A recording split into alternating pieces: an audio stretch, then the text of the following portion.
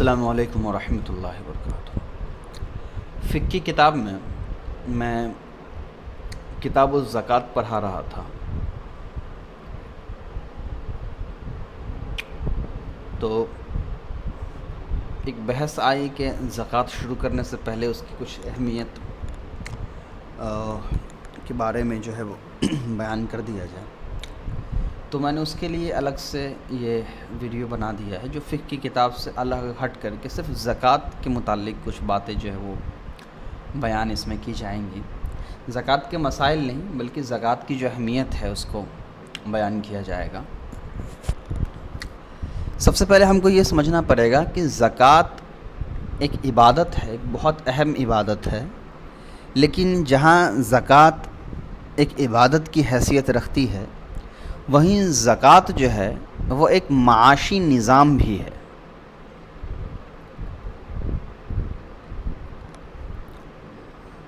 ज़कात जो है वो एक माशी निज़ाम है।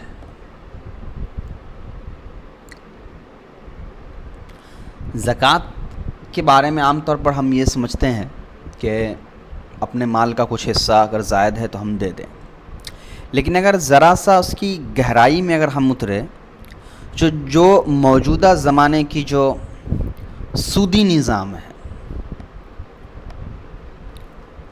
उसके कंपैरिज़न में आप इस्लाम के इस निज़ाम को सामने रखेंगे, ज़कात वाले निज़ाम को, तो इसकी जो गहराई है वो ज़्यादा आपको समझ में आएगा।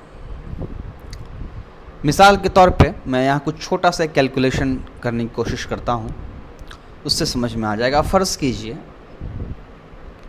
ज़ैद नाम का ये आदमी कोई बिज़नेस शुरू करना चाहता है। उसके लिए इसने बैंक से 10 लाख रुपए लोन लिए।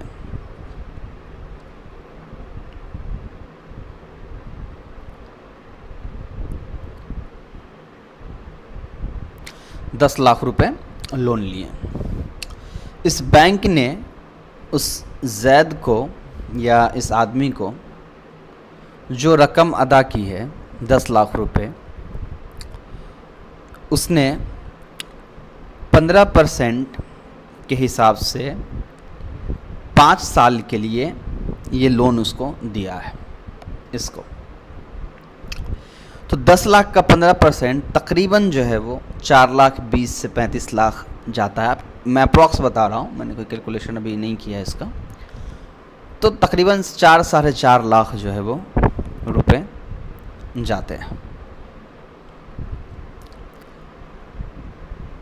टोटल जो 10 लाख के अलावा, यानी जब बैंक को ये लोन वापस करेंगे 5 साल के अंदर ये ज़ैद, तो तकरीबन 14 से 15 लाख रुपए इसको पूरे वापस करने पड़ेंगे बैंक को। साथ में जो बैंक के दूसरे हिडन चार्जेस होते हैं, प्रोसेसिंग फ़ीस वगैरह, बहुत सारी चीज़ें उसमें आ जाती हैं, वो सारी चीज़ें जोड़ ले तो वही 14-15 लाख रुपए तकरीबन 14 लाख रुपए तकरीबन आ जाते हैं। तो ये तकरीबन 4-4.5 लाख रुपए ये एक्स्ट्रा लग गए। अब आप फ़र्ज़ करिए ये ज़ैद जो है 10 लाख रुपए लेकर के ये बिज़नेस शुरू कर रहा है। मान लिया कि ये मिठाई का ही दुकान खोल रहा है, तो ज़ैद की जो पूरी लागत है वो पूरी ये है, सिर्फ 10,000 नहीं है, बल्कि ये जो पूरा 14 से 15 लाख रुपए ये पूरा ये बैंक को दे रहा है ना, ये ज़ैद की लागत है। ज़ैद ने इतना पैसा सिर्फ बैंक को दिया है। उसके अलावा ज़ैद के बिज़नेस में जो सामान आएगा, जो लोग काम करने वाले लोग होंगे, अगर उन सब चीज़ों को भी छोड़ देंगे, सिर्फ बैंक का चूँकि सूदी निज़ाम देखना है, तो आप फ़र्ज़ करिए कि ये जो ज़ैद एक्स्ट्रा 10 लाख के अलावा जो ये एक्स्ट्रा 4.5 लाख रुपए तकरीबन पे कर रहा है बैंक को, इसकी भरपाई वो कहाँ से करेगा? इसी बिज़नेस से करेगा। तो वो क्या करेगा? इस बिज़नेस से भरपाई कैसे कर सकता है? मान लिया कि जो मिठाई 5 रुपये में बेचनी चाहिए थी, अगर ये सूद नहीं लगता, सिर्फ 10,000 रुपये 10 लाख रुपए उसको देने होते, तो अब चूँकि उसको हर महीने EMI देने पड़ रहे हैं बैंक को, तो उसके लिए वो क्या करेगा कि ये 4.5 लाख रुपए निकालने के लिए वो इस 5 रुपये वाली मिठाई की कीमत वो 7 से 10 रुपये करेगा। हर मिठाई की वो कीमत वैसे ही बढ़ाता जाएगा, ताकि उसको जो एक्स्ट्रा ये 4-4.5 लाख रुपए बैंक को देने पड़ रहे हैं वो उसको अपने जेब से ना देना पड़े, घर से ना देना पड़े, बल्कि उस बिज़नेस से देना पड़े। तो इनडायरेक्टली क्या हुआ, इनडायरेक्टली बैंक ने महंगाई बढ़ाने में साथ दे दिया। अब जैद जो महंगाई यहाँ बढ़ा रहा है, महंगा करके सामान बेच रहा है, वो बैंक के इस इंटरेस्ट की वजह से। ठीक है, ये हमारा मौजूदा निज़ाम है दुनिया का। तो महंगाई सूद की वजह से बढ़ती है। डिमांड एंड सप्लाई का एक इम्बैलेंस होता है, आदमी मांग को खपत बहुत ज़्यादा होती है, उसकी पूर्ति कम होती है, तो वो एक अलग चीज़ है।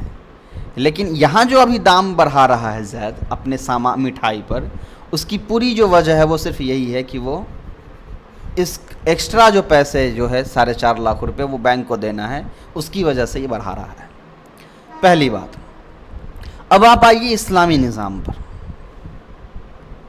इस्लामी निज़ाम में क्या होता है, ये ज़कात वाला जो निज़ाम होता है उसमें आप देखिए क्या होता है। अच्छा, एक चीज़ और देख लीजिए इसी में छोटा सा, ये बैंक जो जैद को 10 लाख रुपए दे रहा है, ये आम लोगों का पैसा है जो बैंक के अंदर जमा है, और बैंक अपने उस वैल्यू के अकॉर्डिंग जो है इसको जैद को पैसा दे रहा है। तो बैंक, आम लोग बैंक में पैसा जमा कर रहे हैं, बैंक उस पैसे को जैद को दे रहा है। जैद क्या कर रहा है, आम आदमी से कीमत बढ़ा करके वही सामान बेच रहा है, और फिर वो पैसा लेकर के बैंक को दे रहा है। तो बैंक आम आदमी के पैसे का यूज़ करती है, इनको देती है। हाँ, एक फ़ायदा है, चलो इनका बिज़नेस बन गया, लेकिन आम आदमी का पैसा लेकर के बिज़नेस करती है, और उस सूद की वजह से आम आदमी को दोनों तरफ वही करना पड़ता है। यानी उसने पहले बैंक को पैसा दिया, बैंक ने उसी आम आदमी के पैसे का इस्तेमाल करके बिज़नेस शुरू किया, और आम आदमी वापस अपने ही पैसे के ज़रिए जो बिज़नेस शुरू हुआ है उसको वो बड़े थोड़े महंगाई दाम में सामान खरीद करके वापस कर रहा है। तो दोनों तरह से आप देखिएगा, तो विक्टिम जो होता है ना, वो आम आदमी, जो कॉमन आदमी है, जो बिजनेसमैन नहीं है वो, और जो बिजनेसमैन है वो बनता है एक तरह से। ठीक, अब आइए ज़कात की तरफ। ज़कात में क्या होता है, मान लीजिए कि ये जैद है और इसके पास 10 लाख रुपए हैं, लेकिन इसकी ज़रूरत 8 लाख में पूरी हो जा रही है। तो ये 20 लाख रुपए हैं, 2 लाख रुपए हैं। तो इसको ये समझाया जाता है कि अपने इस माल का जो कुछ हिस्सा है वो गरीबों में दे दिया करो, आम आदमियों को दे दिया करो, और इस तरह दे दिया करो कि इससे वापस कभी लेना ही नहीं है।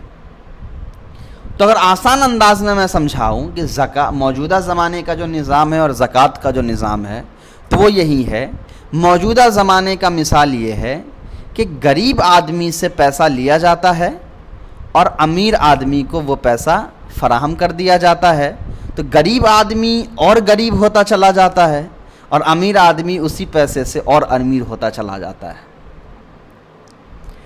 ज़कात का निज़ाम ये है कि जो अमीर है उसका पैसा गरीब को दे दिया जाता है, ताकि अमीर भी बैलेंस होता रहे और गरीब जो है वो भी धीरे धीरे बैलेंस होकर के ऊपर चढ़ता रहे। तो ये फ़र्क है इस्लामी माशी निज़ाम में और मौजूदा माशी निज़ाम में, कि जहाँ ये जो इस्लामी माशी निज़ाम है वो ये है कि अमीरों का पैसा लेकर के बग़ैर किसी सूद के, बग़ैर किसी भी हेर फेर के गरीबों को दे दिया जाए, ताकि गरीब अच्छी ज़िंदगी बसर कर सके। और मौजूदा यहाँ माशी निज़ाम ऐसा है कि गरीबों का पैसा लेकर बिज़नेस किया जाता है, फिर उसी बिज़नेस के ज़रिए गरीबों पर महंगाई थोपी जाती है। तो इस ज़माने में ये होता है कि जो गरीब है वो और ज़्यादा पीछे चला जाता है, चलते जाता है। इसलिए हज़ारों लोग कर्ज़ की वजह से सुसाइड कर लेते हैं, चुका नहीं पाते हैं, तो घर, ज़मीन और न जाने क्या क्या चीज़ें गिरवी जो हैं वो रखी जाती हैं।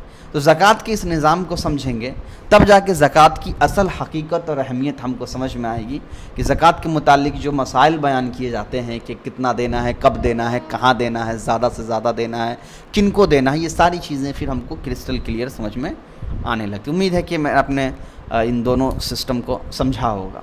तो इस ज़कात सिर्फ एक जो है मतलब समझ लीजिए कि बस देने का नाम नहीं है, बल्कि एक सूदी और एक गैर सूदी जो बिज़नेस मॉड्यूल है और जो पूरा माशी निज़ाम है, जो इकोनॉमिक सिस्टम है, उसको डिफ़ाइन करता है। अहल्लल्लाहुल बैअ व हर्रमर रिबा वाली जो पूरी आयत है वो। अस्सलामु अलैकुम व रहमतुल्लाहि व बरकातुहू।